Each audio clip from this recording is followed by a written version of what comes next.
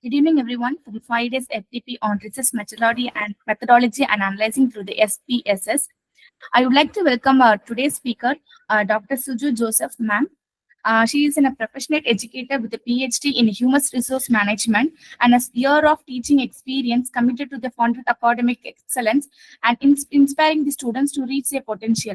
She is pursuing her bachelor in commerce from the Providency College of Women, Konur, and master's in the commerce from the PSGR, Krishnamal College of Women, Coimbatore. Her subject of interest being talented management, performance management, diversity, equality, inclusions, workplace culture, and organizational development. She has undertook her research in the field of HRM. She has chosen a knowledge management practice as her subject of research for the PhD, which is pursuing in the Loyola College, Chennai. Dr. Suju ma'am has published a generous paper of related HRM in the UGC CARE listed journals, and he has presented the numerous papers in the various international and national conferences. She is currently working as assistant professor in PG Department Commerce SDNB, Vaishnavi College of Women, Krompet. Welcome you, ma'am. Thank you. Thank you for that warm welcome. So let's begin. Yes, ma'am. You can welcome. Okay, thank you. First of all, thank you to Pencil Bits, and a special thanks to Dr. Shamla for having given me this opportunity. I see it's a 5-day FTP on research methodology and analysis through SPSS. So day one, we start today, being introduction to research methodology. So when we say research methodology, I feel we need to first understand the difference between research methods and then research methodology. So research methods are actually the techniques and procedures that are used in solving the problem. Like say the methods of data collection, you have to describe the data, like how it is done, like is it interview or the survey or questionnaires or the focus groups. Then the techniques that you take in, like if you take regression or correlation, most of it like quantitative researches. Then if you go into the content analysis or narrative analysis, it's more of qualitative. Then the methods, how you evaluate exactly is the reliability or validity. So these are the research methods.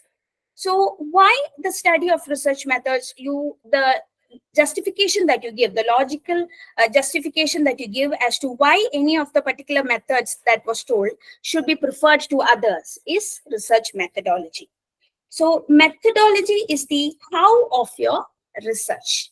So that's the difference that you have to keep in mind when you think of research methodology. So when you start with your research, it's always important to see that you choose a topic of your interest, the research that is to be a topic of your interest. Then you have to look into the existing literature, the review that you take, from which you identify your gap, and you have to state your problem, from which you can set out your objectives. Then comes the methodology. As I told, it is the how of your research. It's the most important part, methodology. Then you go in for the significance, you give out the feasibility, and you also have to look into the time frame, the time horizon. You have to decide whether it is of cross-sectional or longitudinal. Say cross-sectional, it is like having a deadline. You have a prefixed time for your research. So these are the main aspects or framework where you speak of research. Then topic selection. So now you've started the research, you have decided to start with the research. So your very first challenge is choosing an interesting topic, a topic of your interest, what you are passionate about. So that is the very first thing that you have to do, and which is of a great challenge for us, because you have to look into the need of that particular topic to the society or the audience that you are aiming for, and how you collect your data. What is the recent trends that is now being, is it of any relevance that your topic, though it is your passionate area, is there any relevance to the topic that you have taken? And what will be the availability of sources, the resources that you require, and also the sources that you are able to give to your audience. So those things are to be kept in mind. Then Now you have chosen the topic, you have an idea that this is my topic area, I am ready to go with this. Then you have to look into the relevance and everything. And it is always good to narrow down your topic to something that is manageable. It is not good to have a very wide broad area of topic where you will not be able to give in much focus as to what you are really trying to convey to your audience, for which most important thing is the background reading. So only then it will help you to choose and limit the scope of your topic. So reviewing the guidelines on the topic selection that you have outlined in your assignment, it is always good to have uh, feasibility with any of your professors, or try to have in a mentor who could always give you suggestions. It is always good to have people around you who are having a clear picture of what you are trying to say, what you're trying to convey, what your research is trying to convey. So when you have people to discuss with, research is something that does not happen overnight. It is not simple, though is it not complex. So you have to have a group of people. It could be professors, or you could have some mentors, or even you can have a friend who can really understand what you're trying to convey, what your intention is, so that when you have discussions you can always have a sharing of knowledge. So wherein the particular aspects which you have not identified, those people who are in touch with you, in discussion with you with the topic, they might identify, there are chances where they identify a particular gap that you have not identified, and that can be conveyed. So it is always good to have a group of people, you get a guideline. And definitely when you say of research, it is all depending on the ontology and epistemology, where epistemology is a part of the knowledge. So it is a knowledge that you have to acquire in order to try and find out what can be done to the society. So you should, when you think of research, it is always the who, what, when, where, why questions that always has to come to your mind. So why did you choose this topic? What interests you about this? Do you have any opinion about the issues that are involved in this? So this why questions should always be there in you. Then you have to go on for who. Who are the information providers on this topic? Will there be any information published on this particular topic? Or will there be anyone who will be affected of having taken this topic? Is there any problem that will arise, controversies that will arise of me taking this topic? So that who factor should be kept in your mind. Then what are the major questions for this topic? Is there a debate about the topic that you have taken, or will there arise any issues or viewpoints that is to be considered? So such questions are to be kept in mind. Then it goes to where is your topic important? So now, is it in the national level or in the international level? Are you willing to globalize your topic? So if so, where? So is there any places that will be in a way affected just because of your topic or the way you have framed it? All these things have to be kept in mind. Then when is your topic important? You have to look into whether you are going in for any current events or any historical issues that you're going to take up. So that when the time factor that has to be kept in mind. So after having all this in mind, this is time where you state out the problem that you have identified, or the gap where you have to list out there. So besides having identified the gap or understanding the weakness or of the necessary data, it is important to look into the significance of what exactly is lacking there. So how will your research contribute to the existing knowledge base in your field of study? Then how is it significant, or why does it matter? These are the things that you have to arise, or it has to come to your mind when you're thinking of stating out your problems, because not all problems have a solution. So therefore you have to demonstrate the need for additional research. It has to be included in your problem statement. So once you identify your problem and the need for the solution, or if you understand there is a need for a further study, then you can show how you intend to collect the needed data and you have to present it. So how do we write a statement of problem? it is always good to begin with a goal. So what we see as achievable goal, or any solution to the problem that you have outlined, or what are the potential outcomes that we can expect. So these can be the first few facts that you can state out. Then you can discuss how the problem prevents the ability to reach your realistic and achievable solution. Now, it is what stands in the way of changing an issue for the better way that can happen. So, talk about the present state of affairs and how the problem, say, for example, how it can affect a person's life. Now, it is helpful at this point to actually lay out the present knowledge and understanding of the subject. So, before describing the gaps of knowledge that are currently in need of study. So, your problem statement is a proposed solution to address one of the gap. So, a good problem statement will also lay out the repercussions of leaving the problem as it currently stands. So, we'll look into how to write the problem statement in research. Here, the problem statements differ depending on the type and topic of research, and it varies between them. So, however, the problem statement should not drag on needlessly. So, despite the absence of a fixed format, we do not really have a fixed format as this is how you write the statement of the problem. So, a good research problem statement is to have a context, a significance, and a solution. So when you say context, you explain the background of your research. It identifies your problem. It describes an ideal scenario that would exist in the absence of the problem. It also includes any past attempts or shortcomings at solving the problem. So such can be a context part of it. Then looking into its significance, here you can define how the problem prevents the ideal scenario from being achieved, including all the negative impacts on the society or the field of research. So it should include who will be the most affected by the solution to the problem, or you have to the relevance of the study that you are proposing, or and how it can contribute to the existing research. So that significance is to be identified and stated there. Finally, you are to describe the aim and objectives of your research and your solution to to overcome your problem.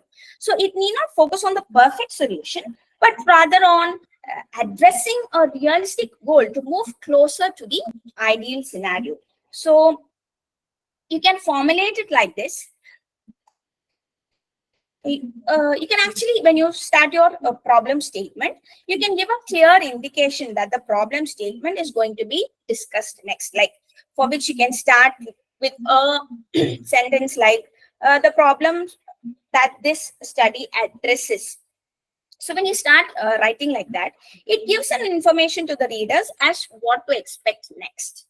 So then mention your consequences of not solving the problem. You can touch upon who is or who will be affected if the problem continues and how. And as a conclusion, you can indicate the type of research or the information that is needed to solve the problem. Uh, but always make sure that you cite the authors, the references, who may have suggested such necessity or of that research. Citation is very important. So this will then directly lead to your proposed research objective and work plan, and how that is expected to solve your problem, how to close that research gap.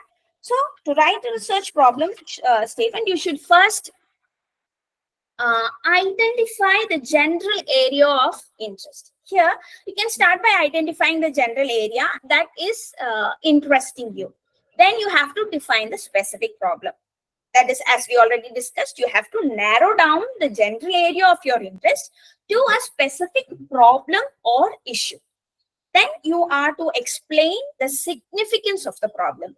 Here, provide the context for the problem by explaining why it is important to study, or what is the gap in the current knowledge, or understanding that gap, also understanding the fields. Then you provide a clear and concise statement wherein you state the problem in a clear manner making sure to use a language that is easily understood by your audience. We must always have the particular group of audience that your research is actually going to reach. So that is something which you always have to have in mind. So the language is very important. When a factor there to communicate is not reaching your audience, then there is no use of going for that research. So your language must be simple, wherein the audience, the targeted audience, are able to understand exactly what you have conveyed and not the other way. Then use a scientific and objective tone. The problem statement should be written in a neutral and objective tone, as I already told, avoiding any subjective languages. It should not have any kind of bias in that, personal bias. Then research objectives. And now we have identified, we have narrowed down, we have understood how to state out your problem and how that gap can be filled, the statement, everything is given. Then comes your objective. So research objectives describe what your research is trying to achieve and explain why you are pursuing it. So you have to summarize the approach and purpose of your project and help to focus on your research. So your objective should appear in the introduction research paper and at the end of the problem. So what is this research objective?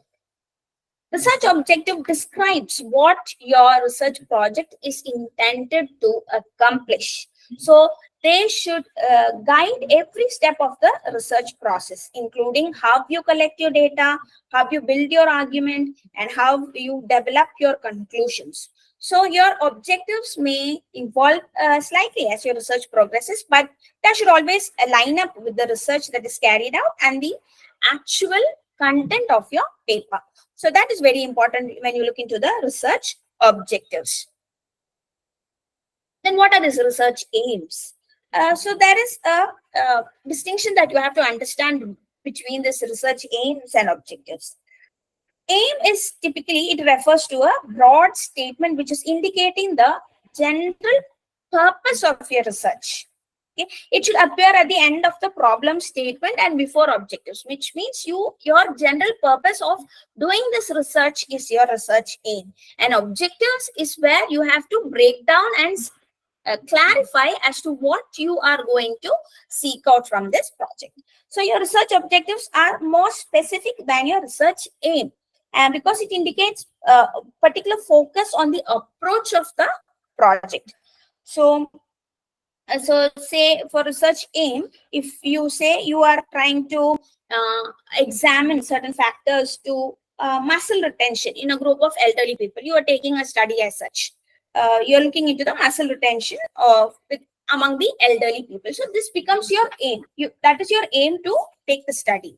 Now, what will be your objective?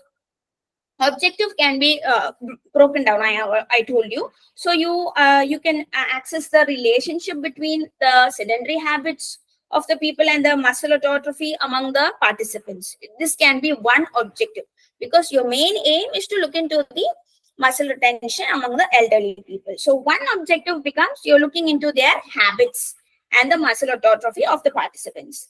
And then you can determine the impact of their dietary factors, whether they have proper protein consumption or what about their muscular health.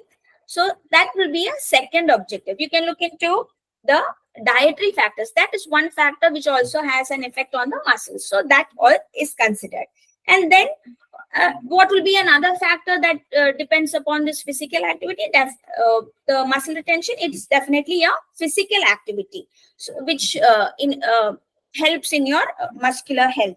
So breaking down of these generalized aim of your research in order to come out to your outcome, that is your research objectives. So why is it important?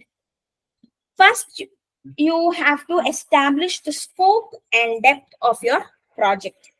It helps you to avoid unnecessary research. It also means that your research methods and conclusions can easily be evaluated. Then you have to contribute to your research design. When you know your objectives, you have a clearer idea of what methods and what is most appropriate to your research. That is clear in you. Then you have to indicate your project, whether it will contribute to the extent of your research. So they allow you to display your knowledge of up-to-date research. Okay, and employ or build on current research methods and attempt to contribute to the recent debates. Isn't the slide moving? No, I Siji. just Yes, ma'am. Okay, and I just had a message which said it's not moving. Okay, No, now it's how do not we write? moving, Siji. It's not moving, ma'am. No, pa. No, ma'am, not moving. Okay.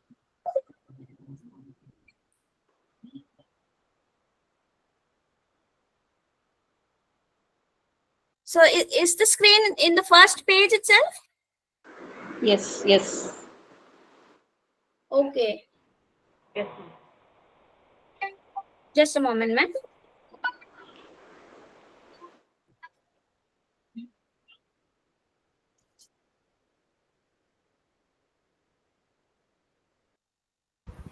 Ma'am. Ma'am, it is audible, ma'am. Ma'am, your screen is visible, but it is in first slide only.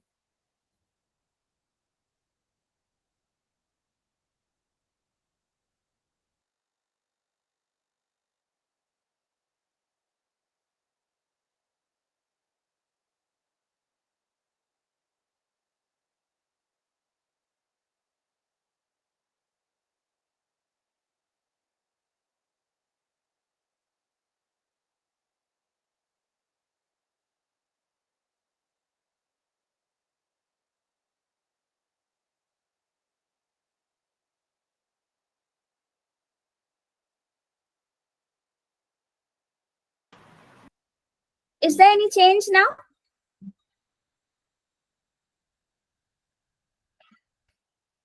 Yes, ma'am. You're in sixth slide. Yes. Right, ma'am? It has changed. Okay.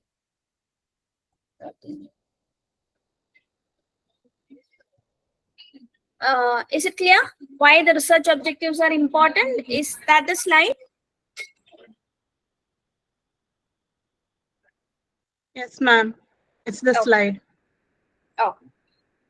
So here we spoke about the research objectives and why it is important. So we told how you are to establish the scope and how you are to contribute to your research design and how you indicate the project will contribute to the research. Moving on to research aims and objectives. I hope it's changing now. Yes, ma'am, it's changing. Okay. So now once you have established a research problem, now you have to address, you need to decide how you will address it. So this is where your research aim and objectives come in hand.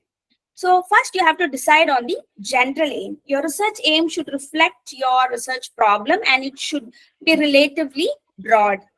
Now, then you have to decide on your specific objectives. Break down your aim into a limited number of steps. We just explained how the aim is being broken down into objectives, and that will help you resolve your research problem. So what specific aspects of the problem do you want to examine or understand? Then you are to formulate your aims and objectives. Once you have established your research aim and objectives, you need to explain them clearly and concisely to the reader. So you lay out your aims and objectives at the end of your problem statement. That is to appear in your introduction also. So frame them as clear and declarative statements and use your appropriate words to accurately categorize the work that you are going to carry out. Now we look into what is this SMART of research objectives. It is just that you have to be specific, it is to be measurable, something which you can achieve. It has to have relevance and time bound. What we saw earlier, those are the frameworks of the research. So specific, you have to make your objectives clear. It shouldn't be vague. Your research needs to be clearly defined in order to get useful results. Then it measure whether your objectives can be achieved, and your objectives may be challenging, but then they should be feasible. So make sure that the relevant groundwork that you have done on your topic is whether from primary or secondary, those sources are really existing for you to make it achievable. And also ensure that you have access to all these facilities, the resource facilities. Then make sure that they directly address the research problem you want to work on, and that they actually contribute to the current state of research in your field. Then is your time based. Set clear deadlines for objectives to ensure that the project stays on track. So this is a SMART, which we already saw, being the aspects of framework or process of research. Then research methodology. So now we have selected a topic, we have identified the gap, the problem statements are written, you have a specific aim, you have broken down it into various objectives, you have stated your objectives, and you have seen whether it is specific, whether you can achieve it, is it measurable, is it broad or vague, what is the time that you have given, whether you're going for cross-sectional, whether you're going for longitudinal, all these things are done. So now how it is done, the justification that you have given to all that you have done, comes your research methodology. So it is a structured and scientific approach that is used to collect, analyze, and interpret whether it's quantitative or qualitative data to answer the research questions and test out your hypothesis. So a research methodology is like a plan for carrying out research, and it helps keep the researchers on track by limiting the scope of research. So several aspects must be considered before selecting an appropriate research methodology. The limitations, the ethical concerns, all these things are to be sorted out. So research methodology simply refers to the practical how of a research study. As I told, research methods, you look into how the data is collected, what the feasibility, the reliability, whether it is to be quantitative or qualitative, everything. These are the methods, and the logical justification that you are able to give to the methods that you have chosen. That is your research methodology. So methodology is simply the how of a research study. So what type of data you are to collect, who to collect it from, how to collect it, how to analyze it. All these form the research methodology. So within any formal piece of academic research, you'll have to find a section with the covers that aspects mentioned above. So a good methodology chapter explains not just what choices were made, it also explains why they were made, and you have to justify the designs or the choices that you have made, and it has to best fit the research aims, objectives, and the questions. So I believe all of you must be aware of the research onion, which was developed by Saunders and other authors along with him in 2007. So that is where we look into the various layers of research. It is the first thing is your research philosophy, then your research approach, the strategy that you're going to take, the choices that you will do, whether it is to be only quantitative or only qualitative or both. Then you look into your time horizon. You have to fix whether it has to be done every year or whether it has to be done with a stipulated deadline that you can fix by yourself. Then the various techniques and procedures, where you have to explicitly describe the things. So that is where you speak of research methodology, the design, the study, the population, the samples, the instrumentations. All these aspects are to come there in research methodology.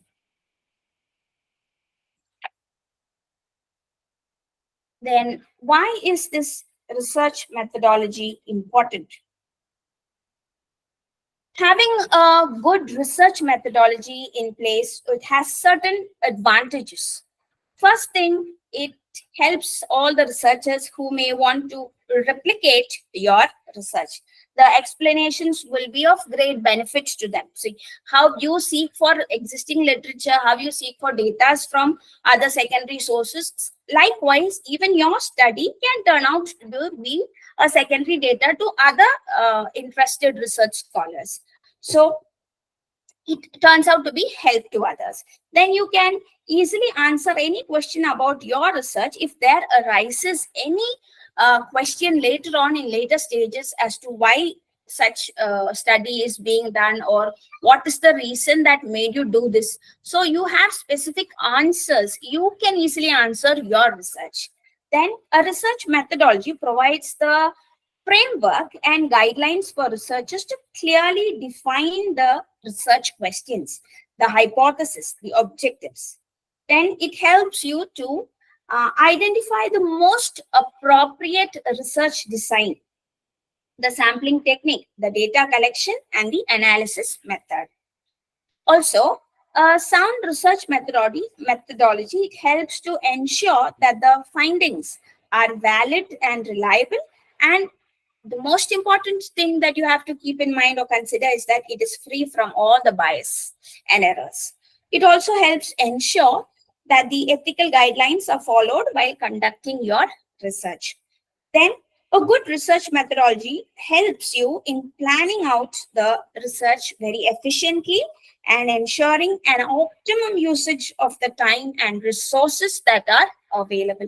So these are the various aspects you can find out when why research methodology turns out to be very important. Moving on to the types of research methodology. Uh, we have various types like descriptive, analytical, quantitative, conceptual, empirical, fundamental, and so on. So we will look into what is a descriptive research. Descriptive research is a method where it is used to try and determine the characteristics of a population or a particular phenomenon. So using descriptive research, you can identify the patterns in the characteristics of a group, or essentially establish everything you need to understand apart from the why something has happened. So say the market researchers, they usually use this descriptive research for a range of commercial purposes to guide and to get key decisions, to take up decisions. For example, you could use descriptive research to understand the fashion trends in a given city when you're planning your collection for the year.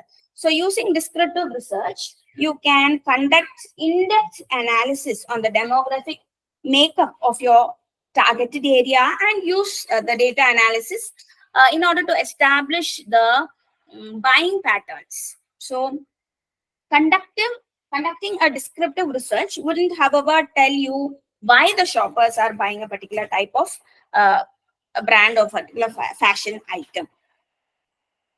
Here, descriptive research design, it uses a range of both the qualitative and the quantitative researches to gather the information to make accurate predictions about a particular problem or the hypothesis. Now, in a survey method, say, descriptive research designs will help the researchers to actually identify the characteristics in their targeted market. So these characteristics in the population sample can be identified, observed, and measured in order to guide to make your decisions. Again, here are a few things that you are to consider. So when you measure your data trends with statistical outcomes, descriptive research is often popular for the survey research because it generates the answers in a statistical form. So which makes it very easy for you to carry out a simple statistical analysis to interpret what your data is saying. And then it is very ideal for further researches because the data collection for the descriptive research, as said, it produces the statistical outcomes. So this can be used as we already told, your work can be used as secondary data at times by other people. So since it is statistically proven, it is very valid. So plus the data collected from the descriptive research can be subjected to other types of data analysis also. Moving on to quantitative research methodology, this focuses on measuring and testing the numerical data. So this approach is good for reaching a large number of people in a short period of time. So this type of research helps in testing the causal relationship between the variables, making be it the predictions and generalizing your results to a wider population. This can be easily done. Your qualitative research, here it examines the opinions or the behaviors and experiences of the people. So when quantitative is more of numerical, qualitative is more of words and theories and the experiences of the people. It collects, analyzes the words, the textual data. Here the research methodology, it requires very few participants, but it is again still time consuming because the time spent per participant can be quite large than decided. So this method is used mostly in exploratory research where the research problem is being investigated, is not where it's not clearly defined in such cases. Then you have this mixed method research methodology. You can either go in for quantitative or either qualitative, or there are cases where you can take up both together. So this uses the characteristics of both quantitative and qualitative research methodologies in the same study. This method allows the researcher, it allows you to validate your findings and verify if the results observed using both the methods are complementary, or can it explain any unexpected results obtained from one method by using the other method. So that can be done when you have both quantitative and qualitative research when you're using it in your study. Next, what is this applied research? Applied research is a non-systematic way of finding the solutions to specific problems or issues. The problems here or the issues here can be on an individual or a group or any societal level. So this is a non-systematic approach because it goes straight to finding the solutions.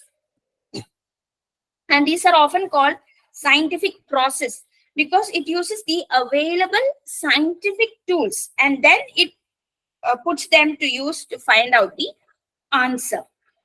So like in the other normal regular research, the researcher identifies the problem, they make the hypothesis, then the experiments are taken up to test it. So this actually goes a little more deeper into the findings of the true or the basic research. Types of applied research, you have this evaluation, research and development, and action research. So here the research leads to objectives of the research, or it helps the people to make better decisions in a quick manner. When it comes to action, it is like the goal is to find the real world solutions to business problems by pointing out the business in the right directions. These are various applied researches. Uh, Moving to conceptual research. This is defined wherein the research is conducted by observing and analyzing the existing information for the given topic. Conceptual research actually does not involve conducting any practical experiments. It is more related to abstract concepts or ideas. So here philosophers have long used all this conceptual research to develop theories and interpret existing theories in different notions. So here when we say philosophers or scientists, the conceptual research, we can consider the works of Sir Isaac Newton or Einstein, where Isaac Newton observed his surroundings and he conceptualized and developed a theory about the gravity and motion. So that is more of a conceptual observation that we see, such kind of research. So now conceptual research is used to answer certain business questions and solve the real world problems. So here researchers use analytical research tools called as this conceptual frameworks to make conceptual distinctions and organize the ideas that are required for this research purposes. So, conceptual research framework actually consists of the researcher's combination of their previous research and the associated works, and they explain what is exactly occurring, the phenomenon that is occurring. So, it systematically explains the actions that is needed in the course of a research study based on the knowledge that is obtained from other ongoing research and also from the other researchers' point of view on the subject matter. So here we shall look into the framework. First, you choose the topic of the research. So before you start working on collecting any material, you should have decided on your topic of the research, as we always do. And it is important that this topic is selected beforehand and it should be within your field of specialization. It's all that we saw of methodology. Collect relevant literature. So once you have narrowed down a topic, it is time to collect your relevant information. Then it is an important part that you have to look at step by step, and much of your research is dependent on this particular step. So as conceptual research is mostly based on informations that are obtained from previous researches. So here collecting the relevant literature and information actually turns out to be the key of success in completing your research. The material that you should preferably use is could be scientific journals, research papers that are published by most renowned people or scientists, and there is a lot of information that is available on the internet these days. You can use the library, so all the information that you find on the internet may not be relevant or true.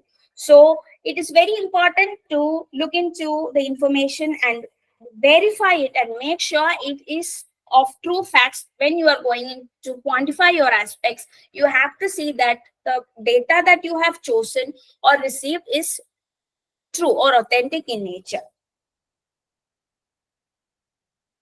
Then you have to identify certain specific variables and also generate the framework when you go in for. So identifying the specific variables related to the research study you want to conduct.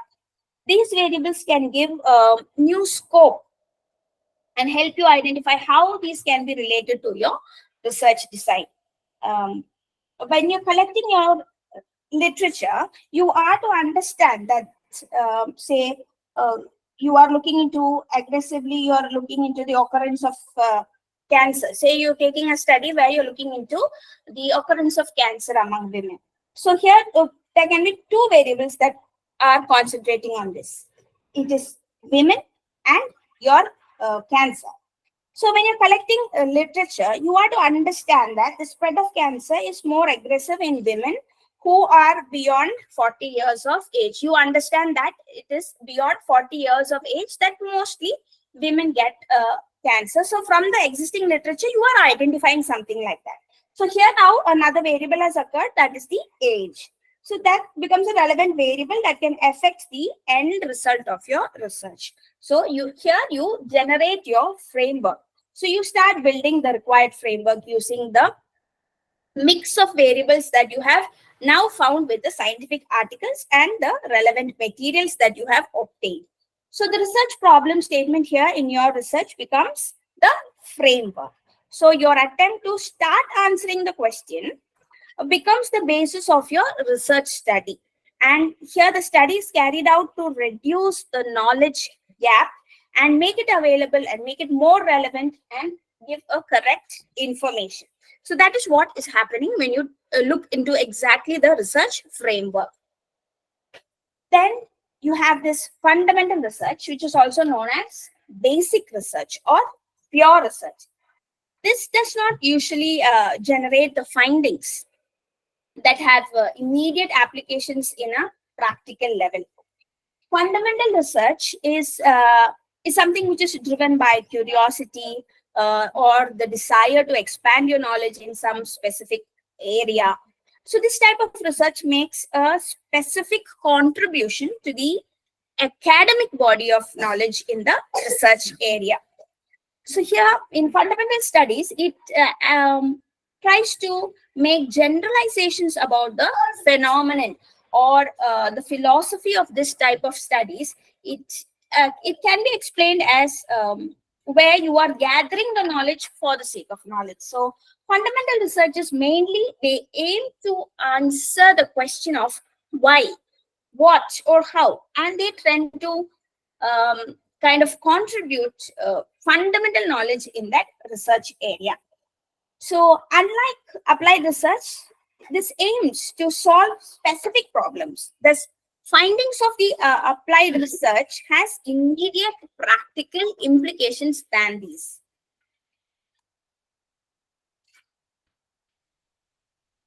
What is this empirical research? Empirical research is that which is based on observations and measurement of the phenomena as directly experienced by you. So here the data which is gathered, it can be compared against be it a theory or hypothesis, but the results are still based on real life experiences. The data gathered here is either be primary data or secondary data from a literature review from the theoretical background. So that is empirical research. Looking into the characteristics, certain guidelines for conducting empirical research. First, as any research, you are to have a research question which will determine the research objectives. Then a particular or something which is planned, a planned design for the research, which will depend upon the question and which will find ways of answering it with appropriate use of your resources. Then the next step is gathering of your data. Then it is to be analyzed. So the methodology for collecting and analyzing the data, such as experiments or surveys, that is to be conducted. The limitation of the data or the particular group, area, or time scale, that is your sample. For example, a specific number of employees, say, of a particular company, are the users of a library over a given time. So the limitation can be taken out from them. The sample should somehow represent the wider population. So the ability to recreate the study and test all the results, that becomes your reliability. Then the ability to generalize from your findings to a larger sample and to other situations. So these are all the characteristics that you have to keep in mind and look into whether you have really done it when you go in for the research. Moving on to sampling.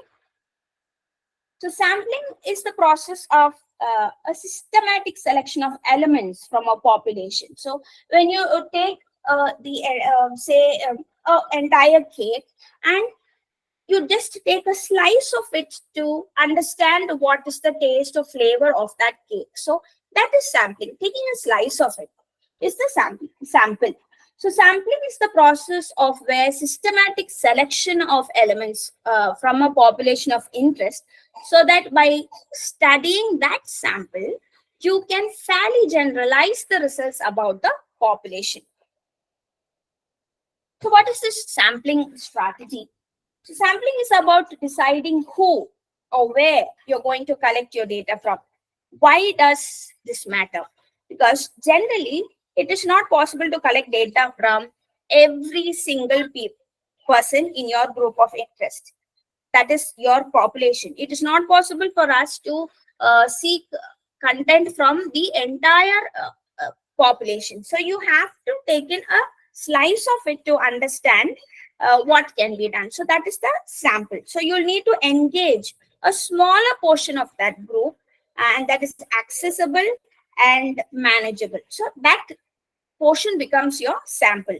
So how do you go about selecting this sample, your sampling strategy? So you will have a major impact on the study. So this sampling, choosing a sampling method has a major impact on your study. So there may be different sampling methods you can choose from, and the most prominent categories will be the probability and non-probability methods. So looking into probability, you have the simple random sampling, systematic random sampling, stratified random sampling, and cluster sampling. And you go in for non-probability, you have this convenience, purposive, snowball, and quota. Probability sampling. This involves using a complete random sample from the group of people you are interested in. So this is comparable like throwing the names of all the potential participants into a bowl and shaking it up, and you pick up the winner. So you can compare it as to that. By using a completely random sample, you minimize the risk of selection bias, and the results of your study will be more generalizable to the entire population. So you are just picking up one, and you do not have a selection bias in that. But whereas non-probability sampling, it doesn't have a random sample.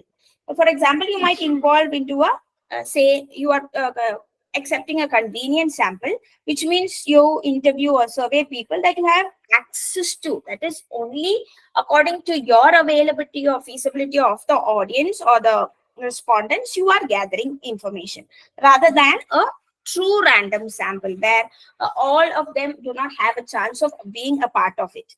So with non-probability sampling, the results are typically not generalizable.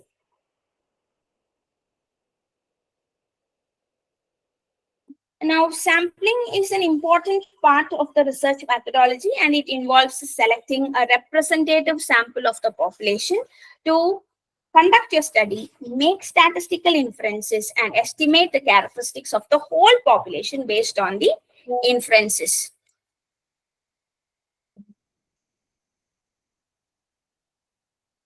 Now, in probability sampling, it ensures like that every member of your sample, they have an equal probability of being selected for your research. So here in this type of sampling design, uh, a sample is chosen from a larger population using some form of random selection. That is, every member of the population has an equal chance of being selected. That is most important part here. And the different types are, first you have the simple random sampling.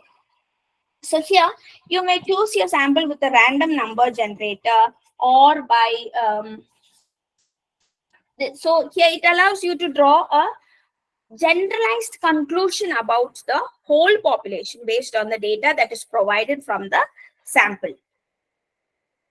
Let's take an example. Say your population of the employee of the company, you take the employees of the company, and you take each of your there are 1,500 employees, and you randomly assign number to each one of them. So using a random number generator, you are trying to select around 150 members from your the entire population.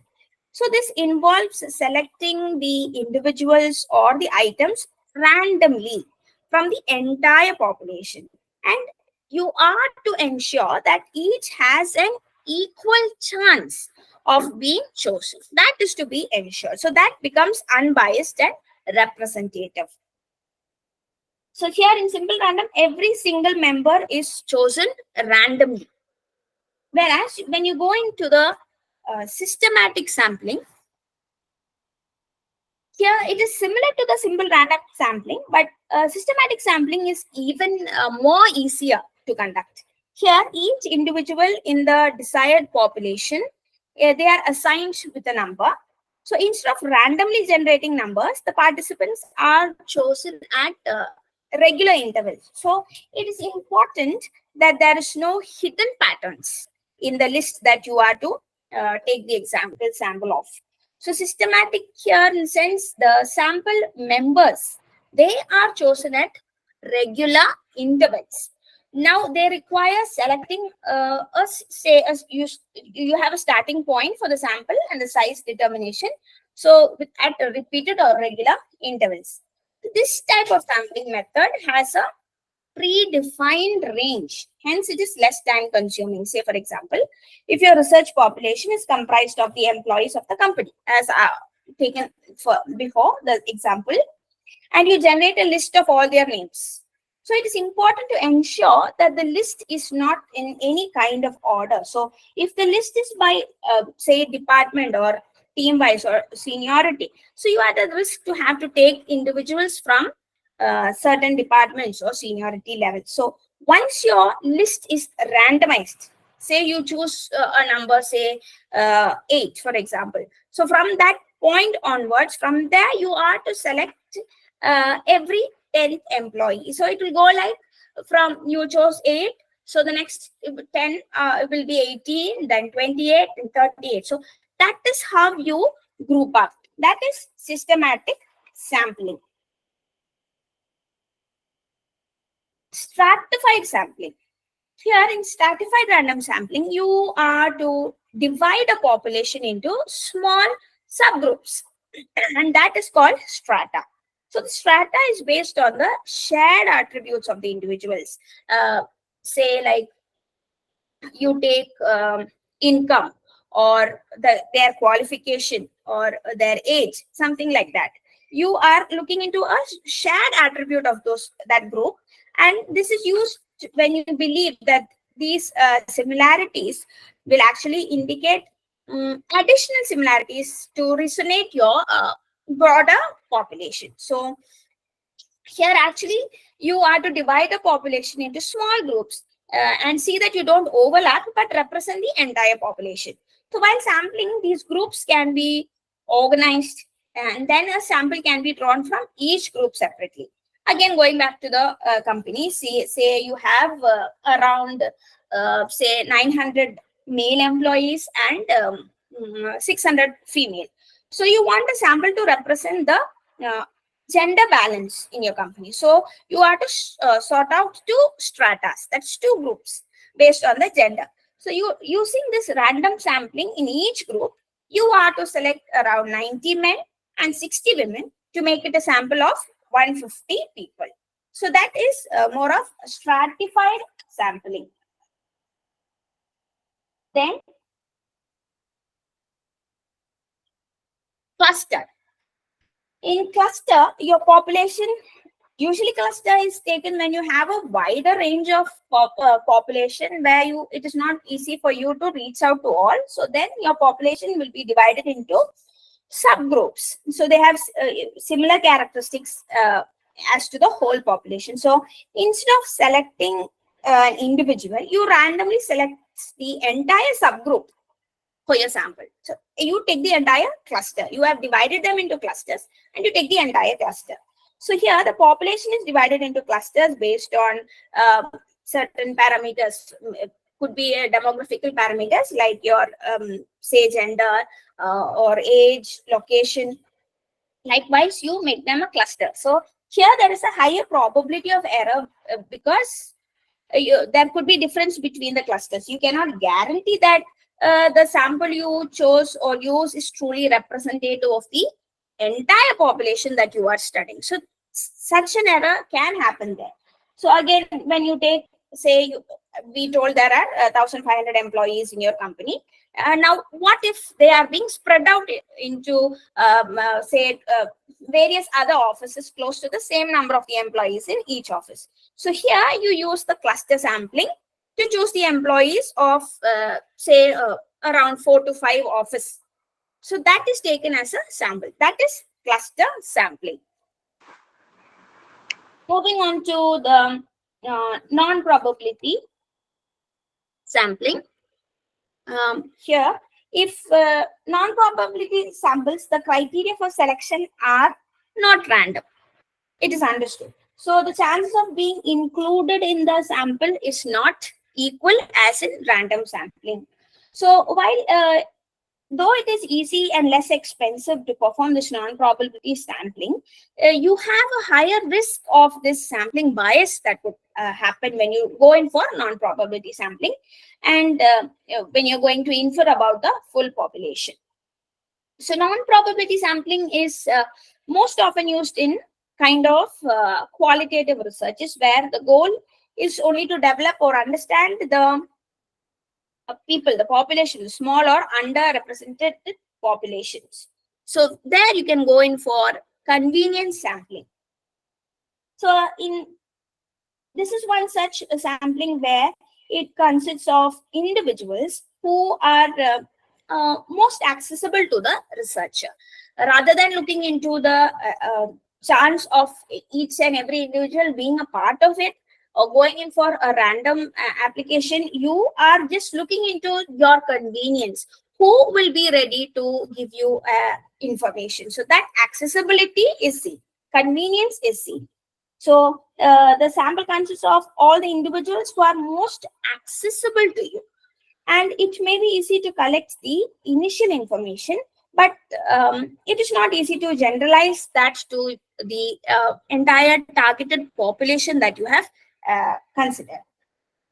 Then you select the participants who are most easily accessible to the researchers due to the, it could be either the geographical proximities or at that particular period of time when you wanted the answer, you had that person available there. So all this becomes convenience. So here, in if you are in a rush to get some preliminary data from say from the same company relating to the aspects we told, you just look into your colleagues, your say in one particular department from marketing, you take a sample and you collect information from them. So this gives an initial data. You were in a hurry to get a data and you received your data, but it is not a representative of the view of all the employees in the company, because there was no chance of having one person to be selected from every group. You directly just went, look into the convenience, you got it done. So the view of the employees of the entire company cannot be given there. Judgmental or purposive. Here, the term itself gives you, or you can understand from the term given as purposive sampling.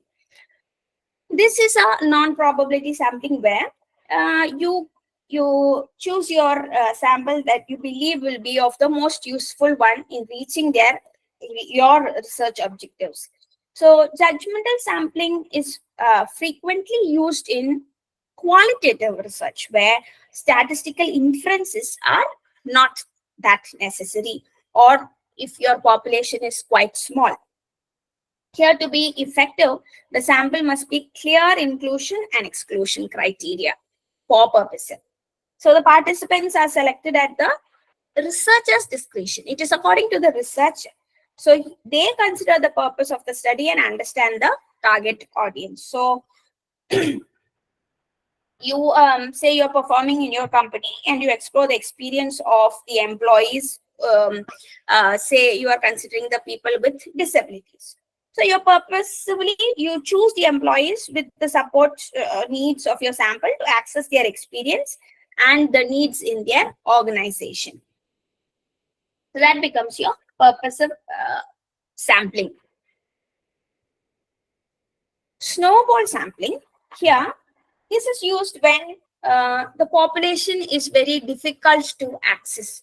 Say, for example, if you are like when we are conducting data during the lockdown periods, it is not possible for you to approach that particular person or approach a particular group of people, wherein you identify a person who is accessible to you, you speak to them and they identify their group and that group identifies the other group. So the ball keeps moving. So here you reach out to the members of the population that you can, and then you count on that particular participants to recruit others for your study. That is what is happening there. So the number of participants, the snowballs, the participants are the snowballs as the number increases. Okay. So here, already selected participants, they use their social networks to refer the researcher to the other potential participants. So this is what is happening in snowball. You have a group and they recruit or you recruit another group from them, and it keeps moving on as such. So That is why it is called snowballs. It keeps moving. So you reach out to the people and say, in the company, if you're producing a particular app to which is designed for to look out into the mental illness of your people. So here you can reach out to the people whom you really know. You directly know them, that they are suffering from the depression or some mental disability. So you ask them to refer others to you. You know a few of them. So you speak to them and you ask them to refer others to you who are interested in trying out the app that you have produced to give out a solution to mental illness. So for the research purpose, and you provide with the information about their experiences. So it keeps moving. Then quota sampling. Here with quota sampling, your population is divided into categories determined by the researchers. It is somewhat like your stratified sampling. Only thing, it is not chosen in random. So depending on the research, you may need say a particular number of in gender, male or female, or you may need your sample to represent a certain income level or age, anything. So here the bias may occur simply based on the categories that are chosen by the researchers. Because while designing the study, the researcher, they decide how many people with what characteristics to be included as participants. So it is this characteristics that is helping you to choose the people most likely to provide the insight for your subject. Again, going into your example of the company, say you need the highest level managers to be your people. So in quota sampling, you will decide your research would be easiest if you reach to the high level, the C-level executives for the inputs of the management applications that you have designed. Say you have designed something new. And so you choose only the highest level managers by omitting the input from all the other management level, which could also be valuable. They are in the management level. You can get available or most valuable information from them, but you try to omit them. You take only the C-suite managers, you target them, and you use them, and in order to get a quick insight, a fast way of getting the information.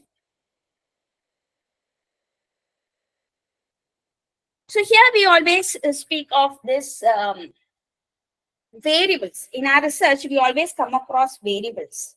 So the simplest way to understand a variable is as a characteristic or an attribute that can experience, change, or vary over time or context.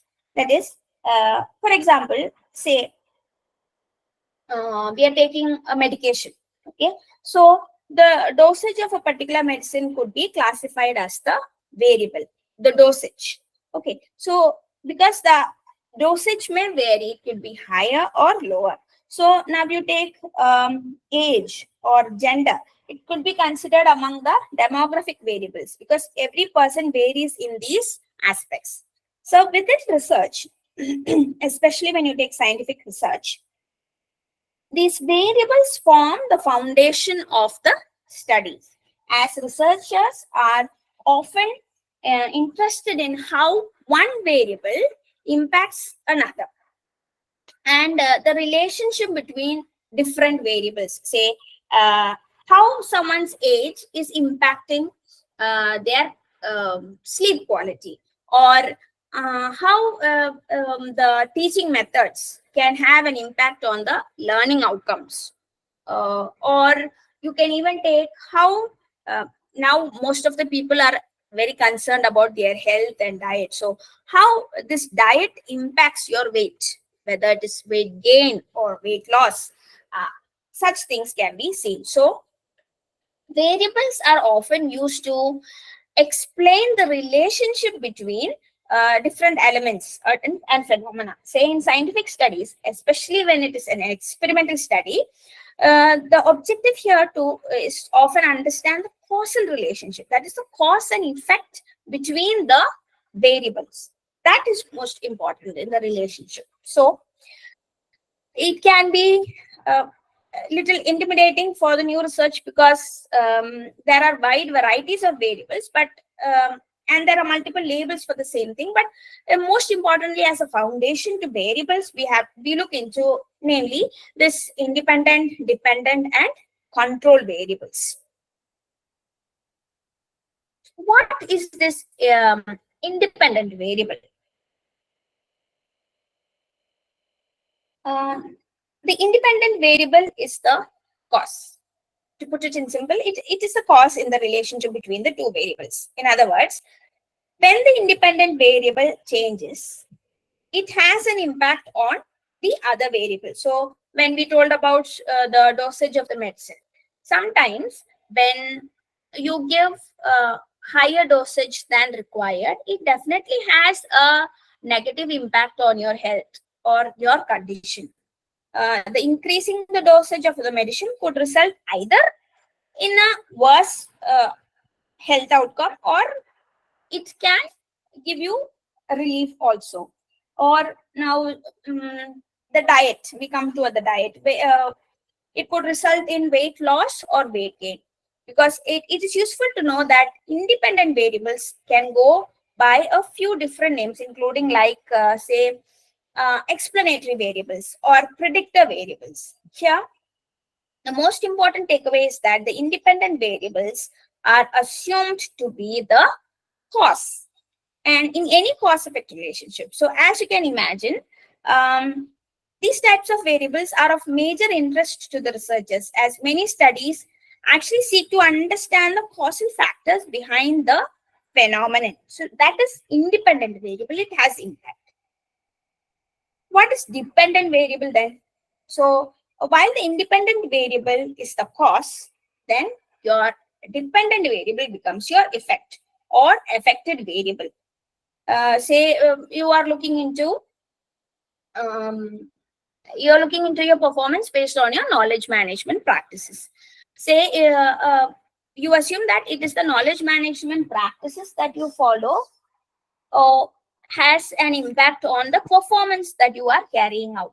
So now that performance indicators, that has an impact when there are changes in the knowledge management practices. So that performance indicator turns out to be your dependent variable. It is depending on the practices that you are following. So here knowledge management practices, they turn out to be your independent variable, and all your performance indicators turn out to be your dependent variables. Okay, so here the dependent variable is which is assumed to change as a result of the change in the independent variable, that is dependent. So taking the previous example again, the health outcomes. Here the outcomes could be impacted by the dosage change of the medication. When you change the dose of the medicine that you are taken, it has an impact in your health. There are changes occurring in your health conditions. Either you improve or you go down, but whatever it is, a change in the dosage of the medicine has brought a change in your health. Also, weight gain or loss could be impacted by the diet. The diet that you take can either turn out to be a weight gain or weight loss. There is an impact on one aspect when the other aspect is changing. So that becomes the dependent variable. In scientific studies, the researchers will typically pay very close attention to the dependent variables, carefully measuring any changes in response to the hypothesized independent variables. So this can be a little tricky in practice because it's not always easy to reliably measure the specific phenomena or outcomes, or it to be certain that the actual cause of the change is in fact the independent variables, or here the correlation does not become the cause. Okay, in other words, just because two variables have relationship, that doesn't mean that it's a causal relationship. They may just happen to vary together. Say, for example, you can find a correlation between the number of people who own a certain brand of car and the number of people who have a certain type of job.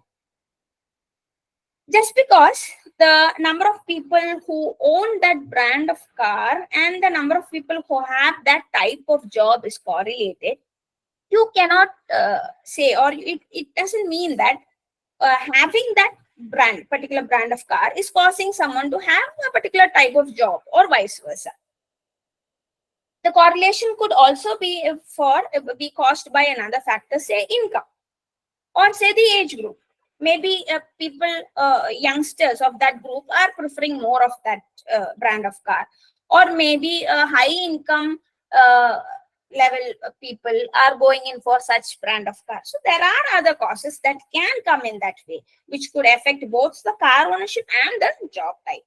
So, in order to confidently establish a causal relationship between this independent variable and dependent variable, uh, you will typically need an experimental design where you have to complete the control over the environment and the variables of the interest. But even so, this doesn't always translate into the real world, simply because what happens in sometimes in the lab stays in the lab. So, as an alternative to pure experimental research, correlation or quasi experimental research, it can be done on a much larger scale more easily, where you allow one to understand the specific relationships in the real world.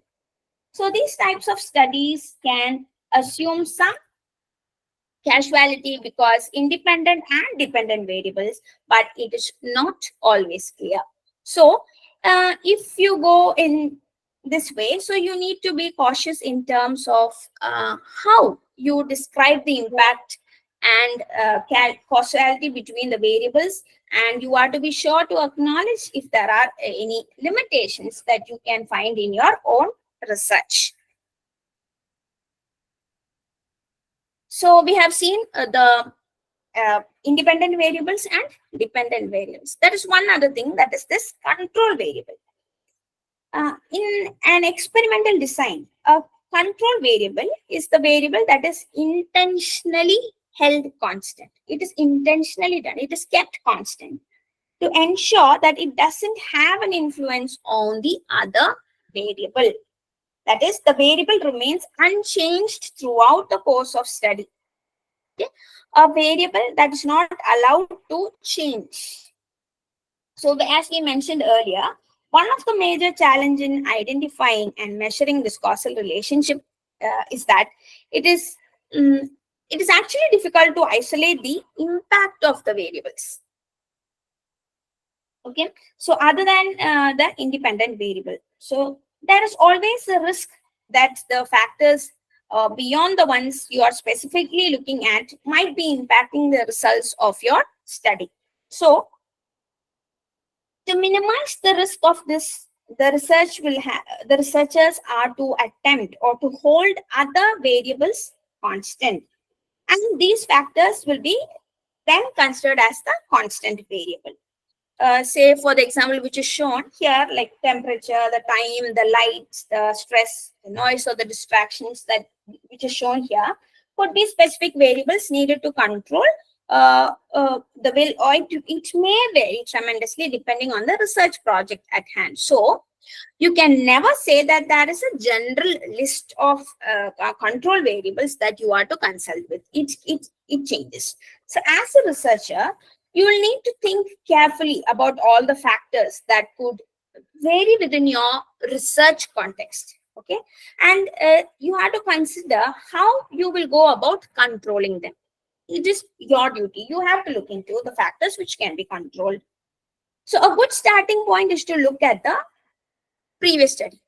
That is what we always do. The background study is the most important part when you go in for the research. So it is from that you actually identify the gap, or the statements can be written from that. So the previous study, the literature always helps you in this point. So it is similar to you have to look into the previous studies that are similar to yours and pay close attention to which variable that can therefore can be controlled with.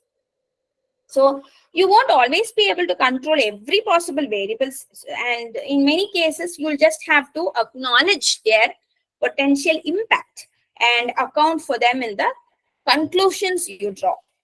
Okay, so every study, we know it has its own limitations. So see that you do not get discouraged by the variables or the troubles that the variables can give, but then just acknowledge that potential impact and go in for the conclusions. So finally, we could look into an overview of the hypothesis. So the hypothesis is an assumption. It's an idea that is proposed for the sake of the argument so that it can be tested to see if it is true. Now, it mainly depends upon the research philosophy of yours. Now, if you're going in for a positivism or interpretivism, so that is what you have to have in mind when you look into the research philosophy of yours. Now, if it is going to be a positivism, you have to take the statistical data from which you take a smaller aspect, and from the smaller aspect, you elaborate your theory. That is positivism, and that is quantitative. When you're looking into qualitative, what happens is a bigger, broader part of it. It's kind of exploratory. From that, you have to narrow down and find out. So there are less of assumptions in your interpretative, but more of assumptions, because as hypothesis are kind of assumptions, so that is more in positivism. So it depends upon your research philosophy. So in the scientific method, the hypothesis is constructed before any applicable research has been done, apart from all the background reviews that you have seen. So you are to ask a question, you are to read upon what has been studied before, and then you are to form a hypothesis. Then the hypothesis could be tentative, and the assumptions or suggestions made should be strictly for the objective that is being tested. Okay. So that is a small overview of the hypothesis that you have seen. So what is most important is, like, you should be able to layer out your research. As I told, the methods is different from the methodology. Methodology is where you are able to logically justify as to why you have preferred such methods to your research. It is the how of your research. So the layering of the research by itself can give you a clear picture of your methodology. Is it ontology? The ontology, when you say it, is the reality as to how to understand the existence. And epistemology is the valid knowledge. So here you have to look into your research philosophy, whether it is positivism or interpretivism. Then when you look into the approach of the research, it could either be inductive or deductive. So deductive is always where you start with a smaller aspect, and then it gets bigger and bigger. So it is exploratory, it is quantitative. And when it is inductive, it is more into quality. You start with a broad theory, then it comes to something which is specific. Then when you go into the strategy, you look into what method of data collection is to be used. Then when you're going in for the choice, any number of choices can be taken. It could either be your qualitative method you're going in for, or you can go in for a quantitative method alone, or you can take a mix. It depends upon the study that you choose. Then the time horizon, the time frame within which you are going to do your research. It could be a preset time, or it could be longitudinal. Sometimes it is taken in the specific period of time, or some people may take it every year. So when, say, some harvesting results you're going to gather, or some polls, then you take that specific period of time alone to identify your study. Then finally comes your techniques and procedures. This is where you have to go in for an explicit study. You are to make it clear whether it is from the primary data or secondary data, or whether you need a primary data and secondary data. It actually gives a complete framework to your research. Research is it is a process, it is a framework. So the samples, the representatives, everything is to be given its own justification. So that justification part turns out to be a research methodology, and it is the most important aspect in your research. So I think with this we have a clear overview of what research methodology is, and hope all of you have understood um, uh, as what we have discussed. So thank you.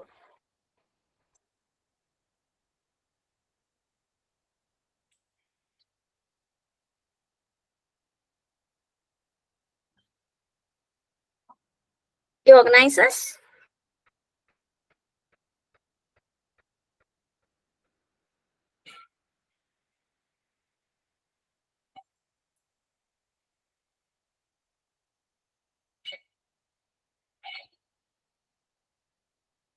Yes, thank you, ma'am.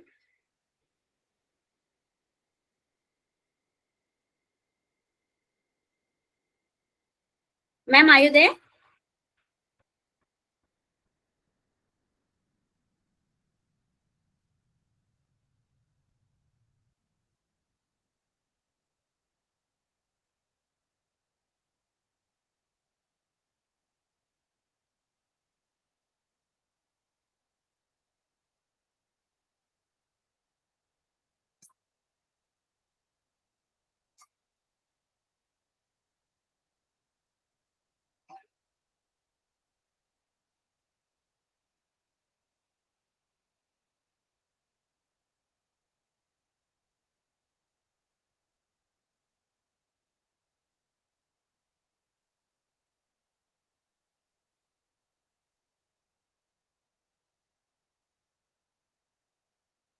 Ma'am?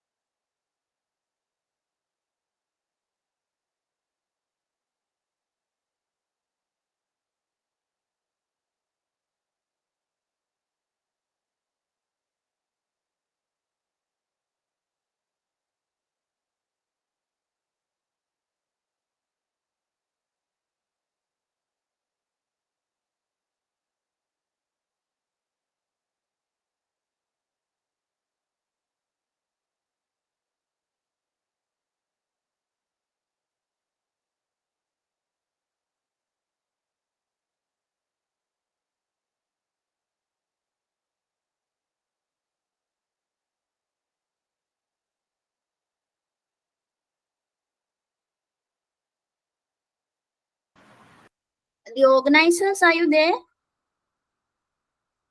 Can we leave? Kartika, are you there? Kartika?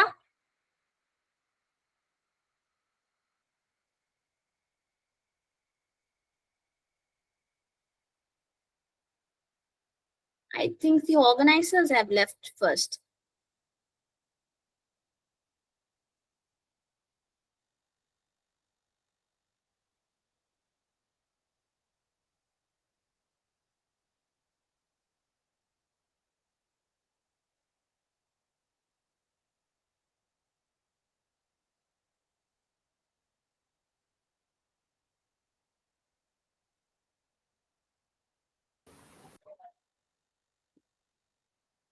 Ma'am, Suji, ma'am.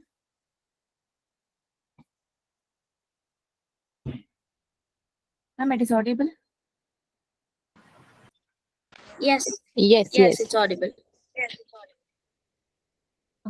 Thank you for attending the event, and thank you, ma'am. It is a wonderful section, Thank you. and you have spent your precious time for us. Very thank you, ma'am. Thank you. Thank you very much. Thank you, ma'am. Tomorrow classes also will be continued with the same link, and feedback link will be sent to the end of the fifth day section. If fifth day section will be sending the link to your register mail ID, not in the between. And certificate also will be once the event is completed. From that, 3 business day will be your certificate will be received. Next day section will be started with same link, same time. Okay, thank you. Okay, thank you, ma'am. Thank you, Thank Suji, ma'am. Yes, thank you. Thank you, ma'am. Thank you, ma'am.